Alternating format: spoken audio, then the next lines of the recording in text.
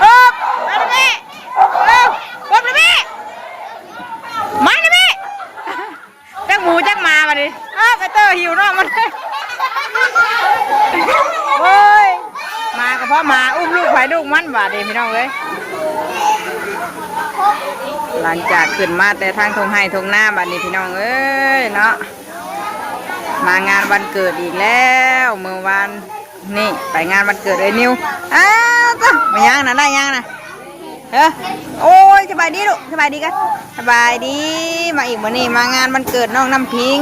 จักบีลูกจักบีจักบีละเอากลับตักทายสบายดีเด้อพี่น้องเด้อเนาะสบายดียามแรงๆหลังจากขึ้นมาแต่ทางทงไห้ทงหน้าเนาะพาลูกพาเต่ามางานวันเกิดน้องน้ำพิงก่อนบัดนี้กำลังมาฮอดพี่น้องไว้ผู้คนเพิ่นกะจัดลายเติมเนาะย่างดูนะเทียนบ่นะเอาไว้เด้อจังหน่อยอย่างเป่าเค้กเด้อฮะเทียนกระบวงโดยไปไว้ก่อนดูไว้เป่าเค้กเด้อจังหน่อยอย่างเป่าเนาะกำลังพี่น้องไว้คุณอ่ะพากันมาพบทีมเฮาทางป้าใหญ่แน่เนี่ยกับแม่น้องเชอร์แม่น้องนิ้วแม่น้องจุ๊กเนาะไอเตอร์ไอต้าเพิ่นน้องซิมน้องเชอดินอยู่ทางในผมเนาะพาแต่ทางลงทางตรงนั้นตรงน้ำวันนี้พามางานได้เหมือนนี่เนาะงานมันเกิดเด็กน้อยเสียงกับสีบนแซวเนี่ยพี่น้องเอ๋ยเนาะเสียงกับแซวอยู่เพราะว่างานเด็กน้อยเนี่ยตอนนี้ก็รอท่าหมู่ครูมาลายก่อนเนาะคนจะขึ้นสิจัดใหญ่โตอยู่ดอกเดินแล้วก็กว้างเลยพี่น้องเอ๋ยมองจอดรถจอดล่างกันพวกใครอยู่เนาะเป็นเดินกว้างมามีมองจอดรถพวกกับล่างมาอยู่กับมีพวกมาปลาลูกมาเป่าเค้กน้ำลานน้อยมันนี่เนาะลานน้ำพิงเตยตานั่งอยู่ปุ๊บรอก่อนเนาะกำลังมาฮอดแล้ววันนี้รอถ่าหมู่ครูมาจังเป่าเค้กเนาะรอถ่าให้ลูกหลานเป่าเค้กก่อนไอ้ตาเบิ่งหาปากนะเช้าหรือเปล่าเดี๋ยวปากเช้าได้เบิ่งอ่ะเบิ่งเป็นลูกมึงนี่หรอเบิ่งหันหน้าไม่ใช่หันหน้าไปทางผมอุ้ยปากยังบ่เช้าขัดปานใดปลาดุงเอ้ยมาเป่าเค้กกับน้องสบายดีปลาดุงนี่หนูสบายดีสบายดีโดยสบายดีซิมโดยบุตาแบบนั้นไปดิน้องบิวคนน่ะน้องบิวลี่พูดิน้องบิวลี่ไปคนจะพาเพิ่นกะวันเยอะเจ้าของวันเกิดกะเสียงพัดลมนะพัดลมกับเสียงนางเช่าคนน่ะอีกอยู่เกี่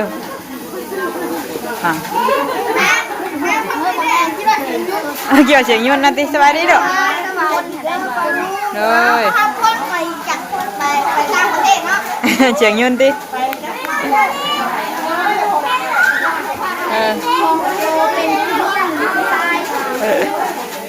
วันนี้น้องวิวนะใส่ชุดคักแค่ชุดงามเลยใหญ่ครับใหญ่กว่าตาอีกป่าเลยเกิดน้ำลางไอ้ตาได้ใหญ่กว่าเลยมีแต่ไอ้ตาแล้วยังน้อยอยู่พี่น้องเลยน้องน้ำพิงน้ำยางนี่เกิดน้ำลางเบิดคนน้อยน้องใหญ่กว่าเบิดเลย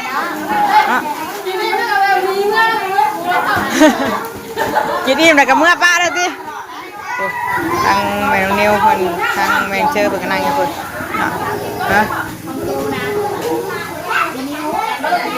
นั่งถ่าดูต่อกันได้เลยเนาะวานนี่ของไอ้นิวมาเมื่อนี่ของน้องพิงโอ้ยมีแต่วันเกิดได้ช่วงนี้สักหน่อยเดือน8นี่วันที่1นี่กับน้องเชอร์เนาะช่วงสาวนี่ช่วงเชี่ยวเพื่อนนี่น้องเชอร์น้องบิวสบายดีไปดิช่วงเชี่ยวเพื่อนนี่ถือกันยี่ดอกจะหน่อยฮอดอันนั่นได้นี่ต่อมาเดือน9กับวันเกิดได้ตายอีกเดือน10เป็นเย็นต่อเลยนะมีแต่วันเกิดได้ช่วงนี้ช่วงหน้านี่เปื่อนยับที่ต่อผลบุตรนะกูเดือนพี่น้องเอ้ยบรรยากาศดีเดือนแจ้งแฮมเนาะจะกี่ตกหรือบ่แล้วเดือนแจ้งงามท สายสันเดี๋ยวรอถ่ายจังน้อยเนาะรอถ่ายเป่าเค้กก่อนมาพี่ลูกพักกันมาพี่อย่าไปงูเงี้ยวได้บ่เห็นบ่ไอ้ตาล่มนะบิวพาน้องมาพี่ลูกโอ้ยตื่นเด้ยังบ่ได้เป่าเค้กกับเฮ็ดบีบปุ้งเลย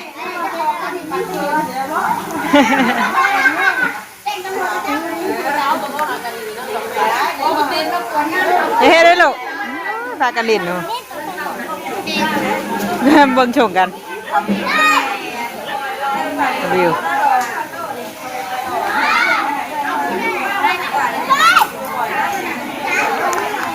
หูรถไฟมาหูหลังเซลมาเอาถามอันขู่คนเนี่ยตีพี่น้องมูคู่มาก่อนพี่น้องเลยเนาะกำลังลังมาตอนนี้ก็ได้เดี๋ยวรอถามมาครบก่อนผู้อยู่ใกล้อยู่ไกลเพื่อสิมาฮอดเนาะเพราะว่ามานี่ก็ขี่รถซาเด็กแม่น้องนิ้วเพิ่นมาได้เนี่ยยินดามาเราถามเพิ่นมาก่อนเราถามหมู่ครูมาก่อนเนาะจังเป่าเค้กวันนี้มาผ่าทอกไปน้ำผิงแล้วมื้อนี้เนาะผ่าข่าวแรงอยู่พี่แหละบ่ได้นึ่งข่าวเลยพี่น้องเอ้ยขึ้นมาแต่ให้หน้ากับคำนะยุลิวันนี้ยุลิหักมา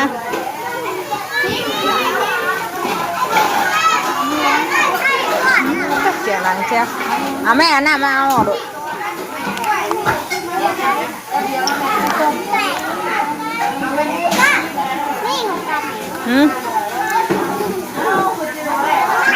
กินยังดูนะน้ำบ่ต้องยืดน้องนี่มาแล้วผมเอาน้ำบ่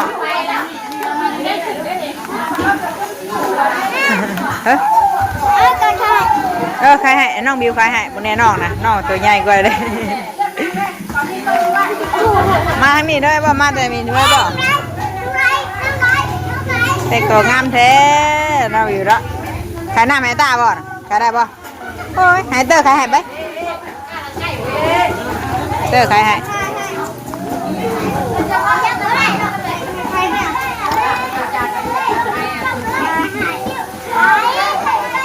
ใครให้น้องให้ลูก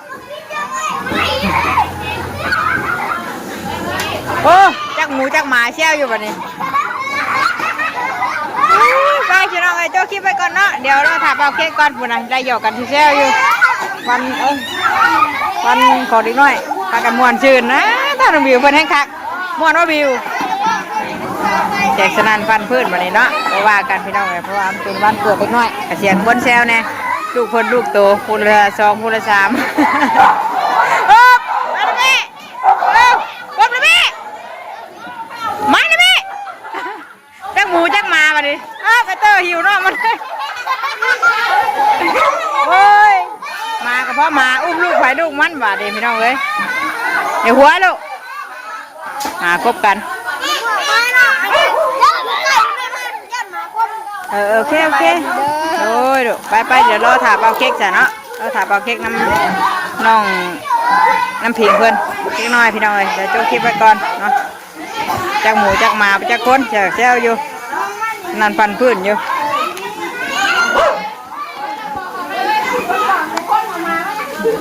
มากับมาน้ำคนมากับมาน้ำผู้เจ้าเลยเด้เชิญแต่คนมากับมาน้ำตีกับตีน้ำผู้เจ้าเลยแล้วโอ้ยลูกกับ2-3เลยตีมายังมาน้ำอีกเชิญคนบอกพ่ออีก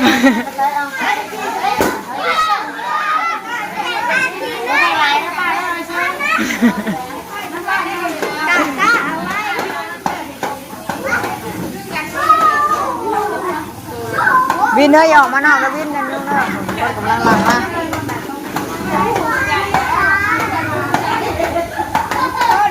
ให้บิวมาบิวให้บิวนะให้มาปลาน้ำจิ้มช่างชมคนนี่เด็กคือไม่ได้ดึงกันได้เพื่อนหนังมันเนี่ยแค่ไปเงี้ยน้ำกันคุ้มมั้วะไปเงี้ยน้ำกันคุ้มมั้คือไม่ดึงกันแท้นี่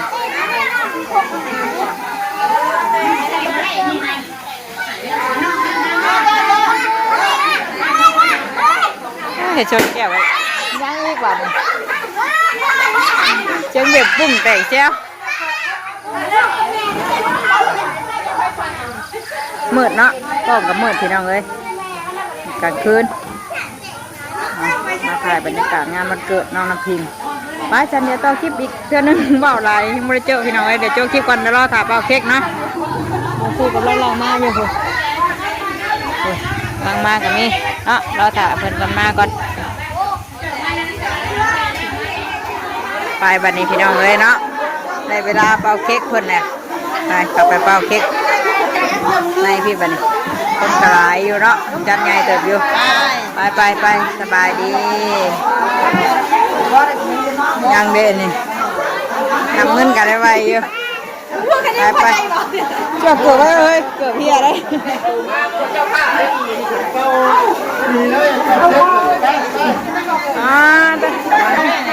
เดี๋ยวเลยเต็มแอปเยอะวันโอ้เย็นเลย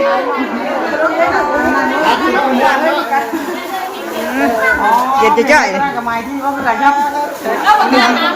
เวอร์ชันใหญ่เลยเพื่อแต่อันนี้คือยังเหนือมันนั่งข้างหลังนอนครับหมุดอยู่ได้หนาวมากกันนะ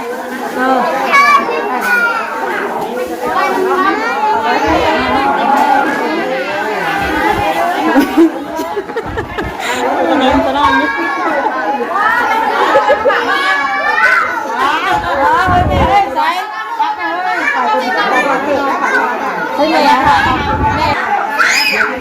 ว้าว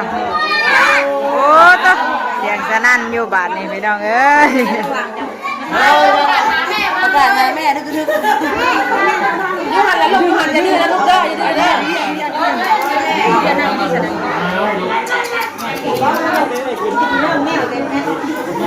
เอาขับไปในบ่เด้อยังว่าเต็มในเฮือนบัดนี่เนาะเต็มอยู่พี่น้องเอ้ย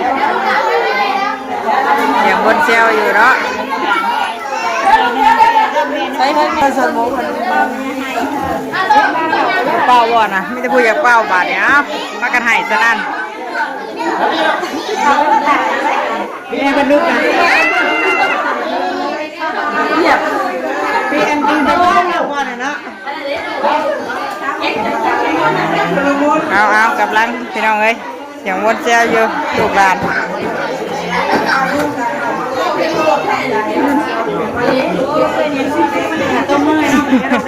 ต้นหูดกันอีกเด้อแต่ปวดต้นด้วยวัดเรียนตัวได้มันกระถางได้ถูกไหมว่าไม่ใช่เล่นนะหลุมหนากันได้สำคัญไม่ได้แล้วกำลังใครพี่ไปหมดเลย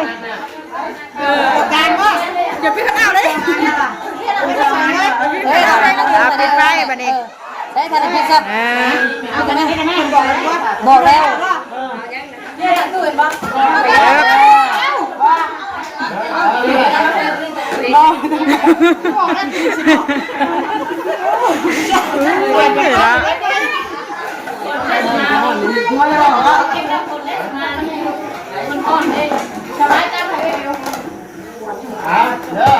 เอา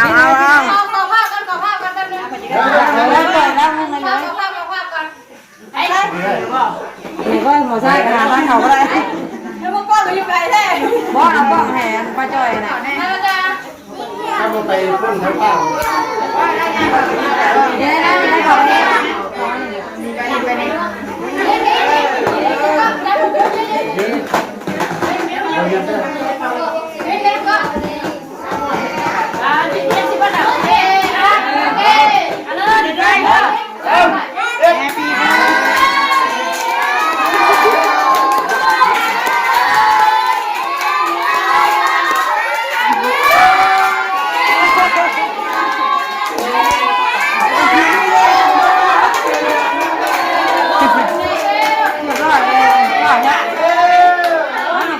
ไป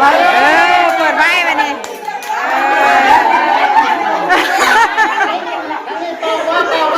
เฮ้ยแล้วโตใส่แล้วเนี่ยนั่นเราเปิดมาแล้วแหละมีเสียงไหมให้เปิดให้ปิดเอาเพื่อได้ทำดีได้ดี เจ้าเลยมันบ่ได้หมูท่านั่นก็บอกว่าให้คุณนัดเลยเอาคุณนัดเลยป่ะอ้าวผูกบ่ผูกแขนนะบ่เอาผูกแขนก้อนแทนมันนี่เนาะดูได้ออกไปเลยได้นี่มา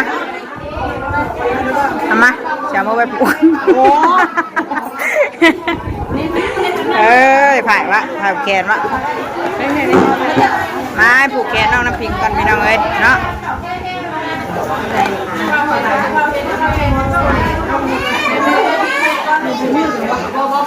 ยังอ่ะ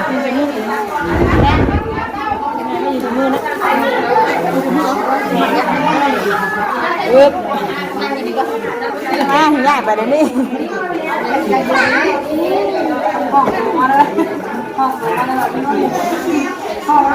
เอาไม่เคยผ่ายเนี่ย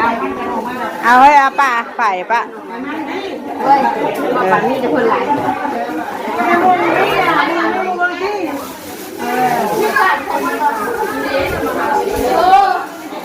เป่าวันว่ามันไปเป่าวันว่านะเฮ้ยเป่ากินในเป่าแน่กินในเป่าแน่เป่าบ่ได้แล้วเนาะหลายคนขีดไหมขีดไหมขีดให้เป่าใส่เป่าใหม่ไปได้ไหมไปใส่แล้วเป่าได้ไหมเป่าใหม่มาได้ไปพูดนี่กินใส่บ่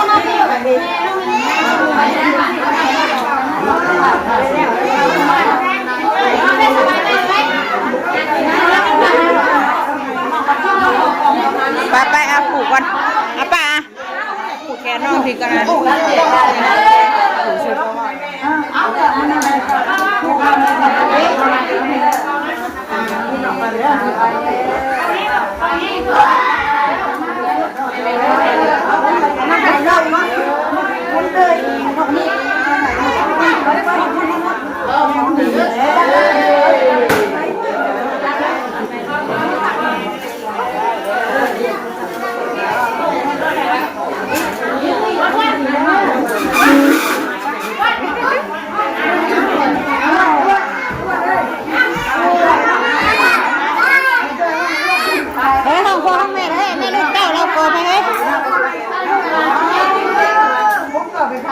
ผูกแล้วนะไปน้ำนอนในที่เขาผูกกันไ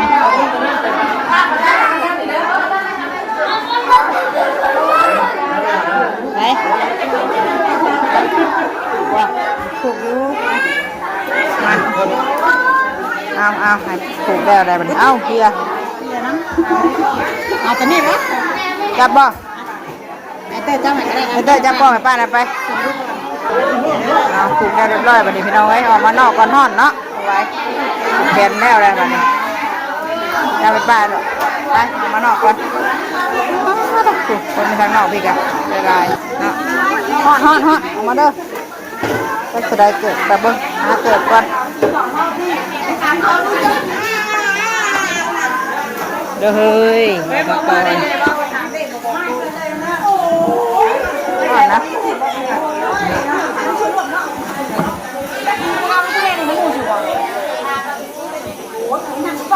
ห่อนเด้ห่อนนะพี่น้องเลยไปเอามานั่งอยู่นอกบัดนี้เบิ้ง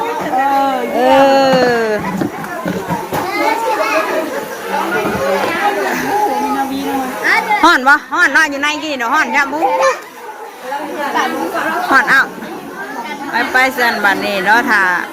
เป็นผูกแขนแล้วเนาะเก่ากินน้ำจักสีมีอย่างเนี่ยยังกินเพิ่นกับพี่น้องเลย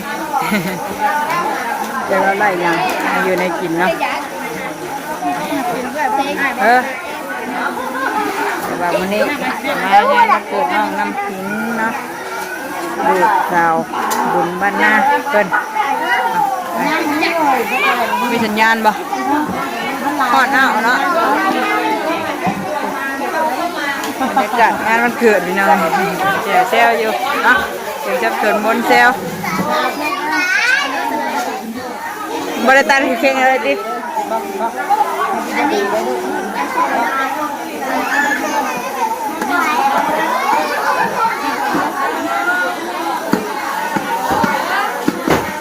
ไปเดี๋ยวฉันจบคลิปก่อนไปดูหน่อยเนาะ ค่ะข่าวกินน้ำเพิ่นก่อนจังหน่อยพาลูกพาเต้าเมื่อบัดนี้พ่อกันอีกคลิปหน้าได้พี่น้องเด้อมางานวันเกิดน้องน้ำพิงดูเจ้าบุญไปคลิปนี้ไปแล้วสบายดีเบ้านทุกคนดีไม่แห้งพี่น้องเว้ยเพิ่นยังผูกแขนอยู่ทางในพุ่นเนาะเอาออกมาก่อนผูกแล้วก็ออกมาก่อนฮอดบรรยากาศฮอดเอาพี่น้องเว้ย